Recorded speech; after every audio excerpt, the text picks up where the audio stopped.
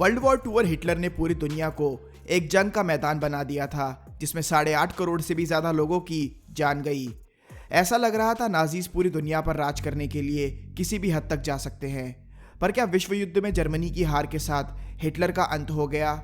On record on paper ये कहा जाता है कि हिटलर ने जंग में जर्मनी की हार को देखते हुए सुसाइड कर लिया था, लेकिन कुछ इतिहासकारों और एक्सपर्ट्स के अकॉर्डिंग जर्मनी की हार के बाद हिटलर और उसकी पत्नी वहां से भाग जाते हैं। क्या ये सच है या बस एक काल्पनिक सोच?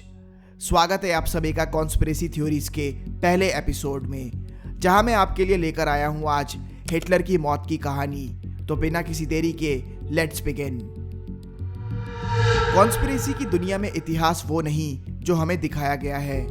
पिछले 70 साल से हमें यह बताया गया कि 30 अप्रैल 1945 को हिटलर ने सुसाइड कर लिया था, लेकिन कॉन्स्पिरेसिस्ट्स का यह कहना है कि हमसे झूठ बोला गया और आज हम उस झूठ को लेकर जी रहे हैं। 1945 में ब्रिटिश इंटेलिजेंस ने हिटलर के मारे जाने की एक रिपोर्ट पब्लिश करी थी, जिसे बाद में ऑफिशियल रिपोर्ट घोषित कर दिया गया और पब्लिक में पब्लिश। इस रिपोर्ट में डिटेल्ड इंफॉर्मेशन थी कि कैसे हिटलर की बर्लिन बंकर में मौत हो गई।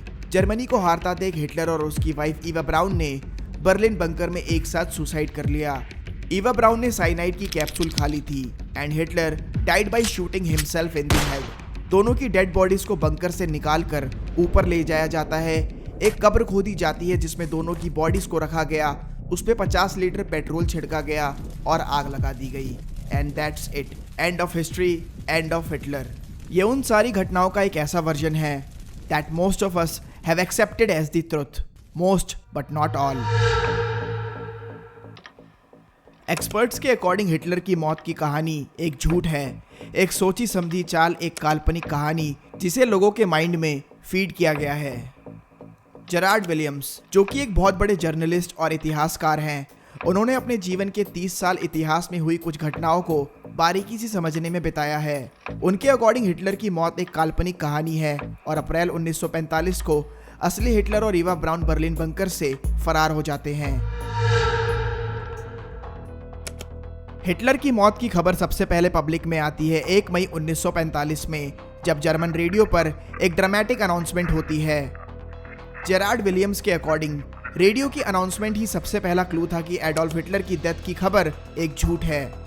हिटलर मर चुका है इसकी खबर उसकी एलाइज से नहीं, बल्कि जर्मनी की सरकार की तरफ से आती है, नाजीज की तरफ से आती है। अब आप सोच रहे होंगे कि एलाइज क्या होता है। एलाइज का मतलब है कि वर्ल्ड वॉर II की जंग 2 ग्रुप्स में हो रही थी। एक तरफ थी एक्सिस पावर्स एलाइज, जिसमें एक साथ थे Germany, Italy, Japan, Romania, Hungary वगैरह, वर्सेस एलाइड फोर्सेस, जिसमें थे US, Britain, France, USSR, China, Australia वगैरह।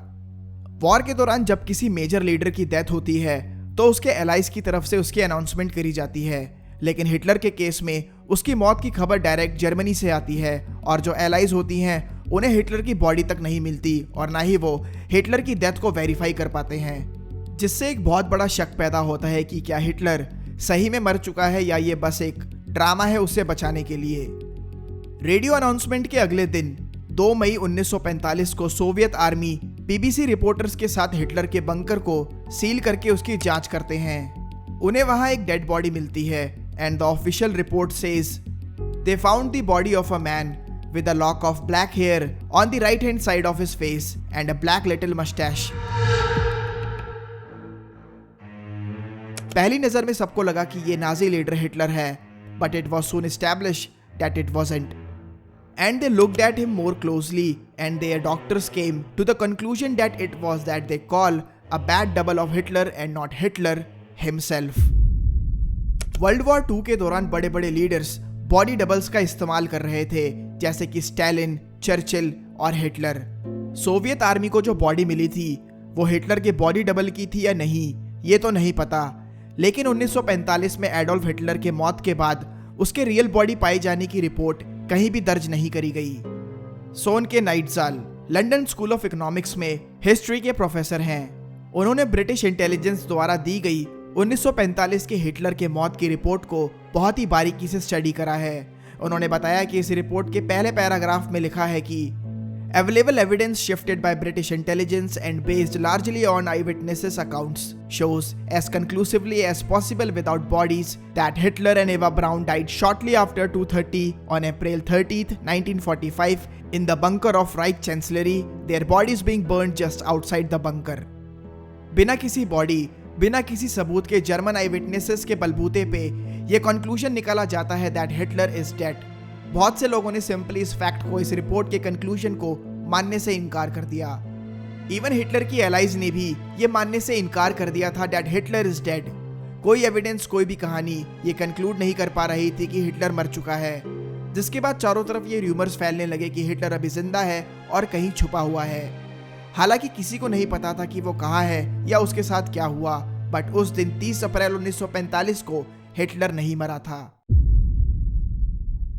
स्टैलिन ने भी ये मानने से मना कर दिया था that Hitler had died. Eisenhower ने कहा, we have no proof that Hitler died in Berlin, we hope he did but we have got no proof.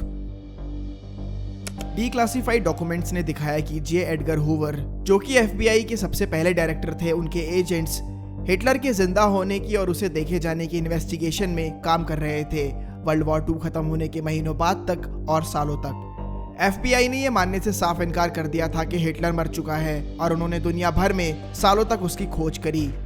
Even उन्होंने हिटलर के ऐसे पोर्ट्रेट्स बनाए जिनसे यह अंदाजा लगाया जा सकता था कि हिटलर भेष बदलकर किस लुक में रह रहा होगा। सालों तक लोगों ने इस बात को मानने से इनकार कर दिया था कि हिटलर मर चुका है, पर तभी सोवियत यूनियन की तरफ से होता है एक बहुत ही बड़ा धमाका। हिटलर की मौत की खबर के 23 साल बाद सोवियत यूनियन ने यह एडमिट किया कि उनके पास एडोल्फ हिटलर के शव के रिमेन्स हैं, जिसकी उन्होंने सीक्रेट ऑटोप्सी करी और हिटलर के जबड़े की हड्डी का मैच उसके डेंटल रिकॉर्ड से मैच हुआ है। जो शव की खोपड़ी है उसके अंदर एक बुलेट का छेद भी है, which confirms the cause of death, suicide. Soviet Union का 2 दशकों बाद ये कबूल करना कि उनके पास जो बॉडी है वो हिटलर की है, इस चीज़ को मानने से काफ़ी लोगों ने मना कर दिया कि 23 साल पहले तुमने कहा कि कोई बॉडी नहीं है, ये बात तुमने स्टैलिन से छुपाई और इवन अमेरिकन इंटेलिजेंस से भी, और आज अचानक 23 साल बाद ये कहा जाता है कि हमारे पास हिटलर की बॉडी है। This was not making sense for many people. पर रशिया द्वारा करी गई इस घोषणा ने सारी स्पेकुलेशंस पर फुल स्टॉप लगा दिया कि हिटलर 1945 में बच के भाग गया था। अगले 40 साल तक रशिया द्वारा दी गई हिटलर की जानकारी को एक सच की तरह अपनाया गया, लेकिन 2009 में कुछ ऐसा हुआ जिसने इस पूरी कहानी को, इस पूरी कॉन्स्पिरेसी में एक नया चैप्टर जोड़ दिया। 2009 में एक अमेरिकन पैथोलॉजिस्ट ने रशियन द्वारा कहे जाने वाले हिटलर के स्कल फ्रैगमेंट पर डीएनए टेस्ट किया। रशिया ने यह क्लेम किया था कि जो स्कल और जॉ उनके पास है वो हिटलर का है और उन्होंने उसको पूरी तरह टेस्ट किया है, बट अमेरिकन पैथोलॉजिस्ट द्वारा किए गए डीएनए टेस्ट से ये रिजल्ट निकला कि ये स्कल जो रशियंस के पास है, जिसे एडोल्फ हिटलर का कहा जा रहा है, वो एक औरत का है जिसकी उम्र तकरीबन 40 साल के करीब थी। इस सेंसेशनल न्यूज ने पूरी दुनिया को हिला दिया था, जिसके बाद रशिया ने हिटलर के कहे जाने वाले अवशेषों की एक्सेस देने से सभी को मना कर दिया और बोला अब इन रिमेन्स के ऊपर कोई जांच पड़ताल नहीं होगी। इतनी सारी कंफ्यूजन और इतने सारे डाउट्स के बाद भी आज भी लोग ये क्यों मानते हैं कि 30 अप्रैल 1945 को हिटलर की मौत हुई थी? जेरार्ड विलियम्स का कहना है कि इसका जवाब हमें शायद ब्रिटिश इंटेलिजेंस की उस रिपोर्ट में मिलेगा जो कि 1945 में मेजर ट्रेवर रोपर ने लिखी थी। अब कहानी में एक और ट्विस्ट आने वाला है। Major Trevor Roper medieval history का एक प्रोफेसर था जिसने सेकेंड वर्ल्ड वॉर में जर्मन द्वारा भेजे गए सीक्रेट मैसेजेस को डिकोड करने में मदद करी थी। तो सवाल ये उठता है कि क्यों एक मेडिवल हिस्ट्री के प्रोफेसर, जिसको ना तो डिटेक्टिव वर्क का एक्सपीरियंस है ना ही इंटेरोगेशन का एक्सपीरियंस है, उसे एक फाइनल रिपोर्ट तैयार करने के लिए भेजा जाता है दुनिया के सबसे बड़े क्रिमिनल की डेथ का। वाई? ना कोई डिटेक्टिव, ना कोई सीनियर मिलिट्री पुलिसमैन, ना कोई एफबीआई, ना कोई फॉरेंसिक एक्सपर्ट, बट एक medieval historian. The question remains why. बिना बॉडी के रोपर की इन्वेस्टिगेशन बहुत मुश्किल होने वाली थी और जब बॉडी नहीं होती तब उन लोगों का इंटरोगेशन किया जाना था जो हिटलर के मरने से पहले उसके आसपास थे, उस बंकर में तैनात सैनिक और हिटलर के कुछ खास करीबी। और हुआ भी ऐसा। रोपर ने अपनी रिपोर्ट में उन सभी के इंटरव्यू को इंक्लूड किया जो कि उस बंकर में मौजूद थे हिटलर की मौत से पहले। अब इसमें एक इंटरेस्टिंग चीज़ ये है कि रोपर की रिपोर्ट में जिन लोगों का इंटरोगेशन किया गया था वो रोपर से कभी मिले ही नहीं थे।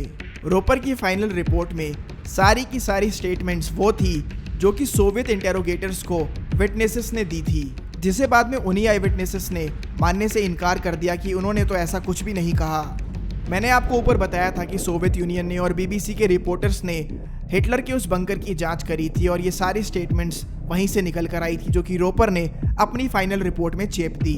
अब इसमें कोई डाउट नहीं है कि जितने भी आई विटनेस थे उन्होंने सोवियत यूनियन के इंटेरोगेटर से झूठ बोला था। उस दिन बंकर के अंदर 2 लाश मिलती है, पर किसी ने गन शॉट की आवाज नहीं सुनी। हिटलर को उस बंकर से किसी ने जाते हुए नहीं देखा। वो 2 लाशें ना ही हिटलर की थी और ना ही उसकी पत्नी ईवा ब्राउन की। तो अगर सभी कॉन्स्पिरेसीज सही हैं, हिटलर उस दिन बंकर में नहीं मरा और बचकर निकल गया, तो एग्जैक्टली हुआ क्या था उस रात को। जेरार्ड विलियम्स और बाकी एक्सपर्ट्स के अकॉर्डिंग उस दिन बंकर में 2 लोगों की मौत हुई थी। There is no doubt in that 2 people died at the end of April 1945, but they were not Adolf Hitler and Eva Braun. Hitler और एवा को उनके डाइंग डेज के दौरान उनके बॉडी डबल्स के साथ रिप्लेस किया जाता है ताकि कुछ दिन तक किसी को शक ना हो कि असली हिटलर वहां से जा चुका है और सबको यही लगे कि हिटलर बंकर में ही है। दोनों बॉडी डबल्स का मर्डर करके ये साबित करने की कोशिश करी जाती है कि असली हिटलर मर चुका है। कॉन्स्पिरेसिस्ट्स के अकॉर्डिंग ये पूरा बॉडी डबल स्विचिंग और सभी चीजों का मास्टरमाइंड हिटलर का प्राइवेट सेक्रेटरी मार्टिन बोरमैन था। एडोल्फ हिटलर का सबसे खास आदमी Martin Bormann, he was like the gatekeeper to him. To get to Hitler you need to first go through Bormann. Bormann एक कट्टर नाजी होने के साथ हिटलर का सबसे वफादार था। वो चाहता था कि वॉर में चाहे जो हो हिटलर जिंदा रहना चाहिए। बोरमैन को पता था कि अगर हिटलर को जिंदा रखना है तो उसे मरना होगा। There has to be a final end to the story. There has to be no reason for people to coming looking for them. अपने दुश्मनों से छुपने से अच्छा क्यों ना उन्हें ये यकीन दिला दिया जाए कि तुम मर चुके हो। So the final conclusion could be अप्रैल 1945 के अंत में असली हिटलर along with एवा ब्राउन बर्लिन बंकर से होते हुए राइच चांसलरी के थ्रू निकल गया और ये वही समय था जब बॉडी डबल्स के साथ इन दोनों को स्विच कर दिया गया। दोनों बॉडी डबल कुछ दिन तक बंकर में रहे जिससे किसी को शक नहीं हुआ। जो बाकी लोग बंकर में तैनात थे वो नकली हिटलर की बस झलक देख पा रहे थे, जिससे उन्हें भी शक नहीं हुआ कि ये असली हिटलर है या नकली। और जब असली हिटलर और ईवा ब्राउन अपनी डिजायर्ड डेस्टिनेशन में पहुंच गए तब दोनों बॉडी डबल्स को एग्जीक्यूट कर दिया गया and the final plan of Hitler's death was executed. और उसी के साथ हिटलर की कहानी भी खत्म। आज भी बहुत से लोग यही मानते हैं कि हिटलर उस दिन बर्लिन बंकर में नहीं मरा था। आपका क्या कहना है दोस्तों? इस वीडियो को देखने के बाद नीचे मुझे कमेंट सेक्शन में ज़रूर बताएं। अगर आपको ये वीडियो पसंद आई तो इसको लाइक करें और जितना हो सके उतना शेयर करें। और अगर पहली बार चैनल पर आए हैं तो इसे सब्सक्राइब करना तो बिल्कुल भी ना भूलें और हमारी पुरानी वीडियोस को ज़रूर देखें। तो गाइज अब मैं आपको मिलता हूँ कॉन्स्पिरेसी थ्योरी के अगले एपिसोड में। तब तक के लिए goodbye and take care.